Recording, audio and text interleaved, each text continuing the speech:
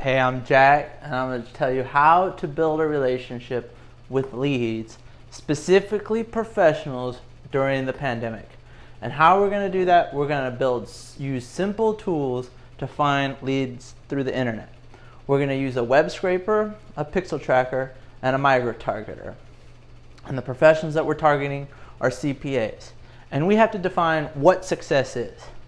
And I define success as 30% of the people we contact open the email, and 1% buy the product. I'm considering me, I'm the product. And what do I want? I want a specific tax job with certain parameters.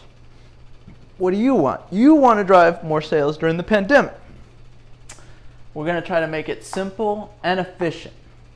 We're going to make a web scraper, or we're going to use somebody's web scraper. What a web scraper is, it crawls websites for emails. And then we're going to use a pixel tracker. It tracks if emails are opened, and it also gives us the location of those people opening the emails. And then we're going to use a micro-targeter. And we're going to use Facebook because Facebook allows us to micro-target with email. And you can geofence. You can also geofence micro-targets, but Facebook lets us use emails, so I'm going to use Facebook because that's the easiest solution there is. Thanks.